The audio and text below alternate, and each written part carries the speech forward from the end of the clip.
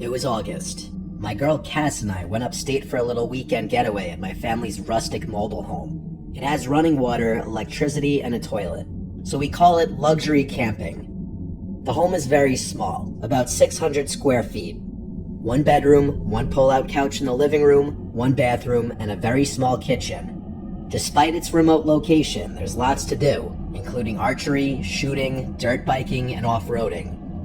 We had a whole little itinerary planned for the weekend. Friday, we mostly just unpacked and went out to eat, went grocery shopping, then relaxed.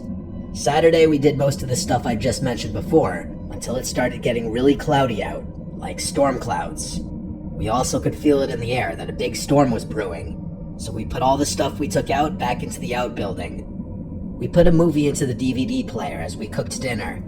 At some point while we were eating, we heard the sudden torrential downpour of rain on the roof of the home. Pretty soon, there were loud, thunderous crashes of lightning almost directly overhead. We both wanted to go sit outside and enjoy it as we ate. We relaxed on the deck outside under the canopy, with an amazing view of the sky. Long bolts of lightning constantly lit up the dark night sky, the thunder booming almost instantly after the lightning strikes. We were right in the heart of the storm. And then, we heard something out in the woods. It was a voice, a loud voice, seemingly calling out something, but it was nowhere near discernible. So the place is really remote, like I said. Hearing any other voices nearby would already set off alarms in normal conditions, but during a storm like this, it was extremely concerning. We had to assume that it was a lost hiker or something. I stepped over to the edge of the deck, getting a little wet as the rain blew in under the edge of the canopy. With the constant crashing of thunder and lightning, there were moments of light in the vicinity that allowed me to see just far enough away to the tree line where the woods began. There was a person out there, clear as day. I told Cass, and she instantly freaked out, thinking I was joking and telling me to stop. I considered calling out, asking if they needed help, but decided against it on the grounds that I was kind of scared. This weekend was my idea though, and I did kind of drag Cass up here. I didn't want to ruin the experience freaking her out. I went back to her and said I think it's a hiker.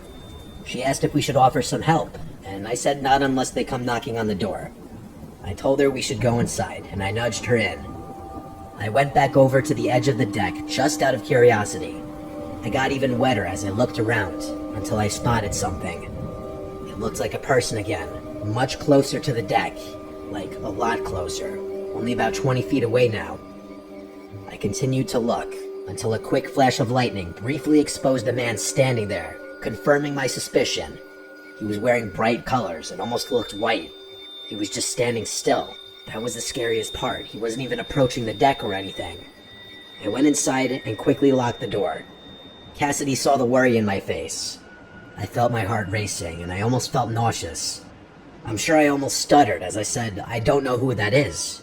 And then I saw the worry in Cass's eyes worsen. I did my best to keep her calm, telling her to expect someone knocking on the door asking for help. I said they probably just need shelter from the storm. I tell you, it was the longest 5 minutes ever, just sitting and listening to the pouring rain and lightning outside, before we felt and heard the footsteps outside on the deck, even over the sound of the storm.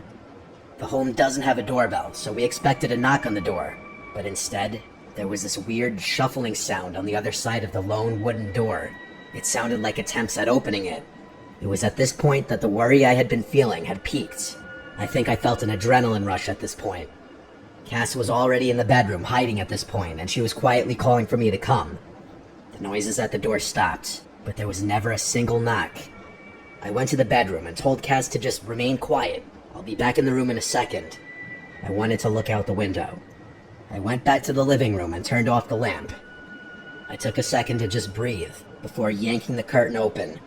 I looked out the window, and I saw the white figure of the man running away from the window and quickly disappearing. I didn't know what was going on. I hoped that they ran away for good. To be safe, I went to the kitchen window and looked out. This one didn't have a curtain or blinds. I realized about halfway to the window that there was a face on the other side. I could see it even through the blur created by the rain on the window. I yelled at the top of my lungs, "Yo, go away," trying to sound scary.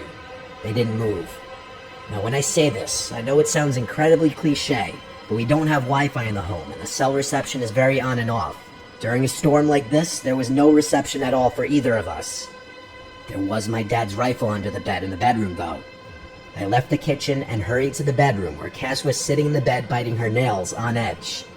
I grabbed the rifle under the bed from its case since we hadn't yet taken it out. There was a magazine already loaded with rounds, thankfully, so I popped the mag in the rifle. Doing this in front of Cass obviously meant I was no longer sugarcoating what was going on, but it didn't matter, because there was suddenly a bang at the bedroom window. Something was either thrown or someone straight up banged their hand on it.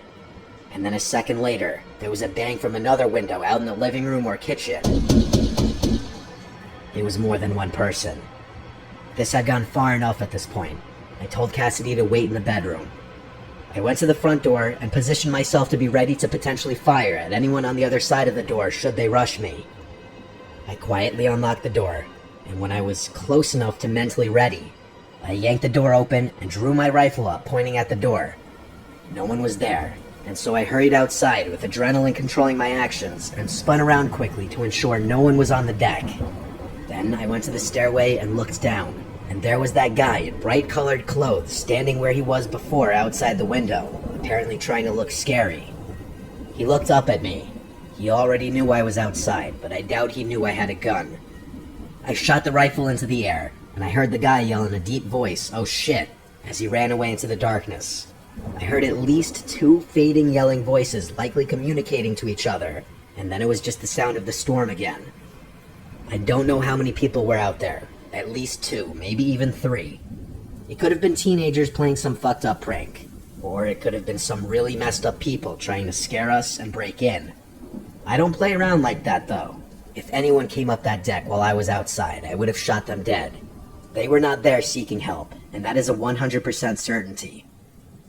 The next day was Sunday, so we packed up and left. There were no signs of anything having been done to my car or the home or anything from the night before. I made sure to lock everything up and take anything of particular value home this time. Out of all the years of my family owning the place, that was the only encounter like this any of us had ever had. It really put a bad taste in my mouth about the place and being in an isolated place. I've been up there a few times since with my family, but I would never, ever go alone.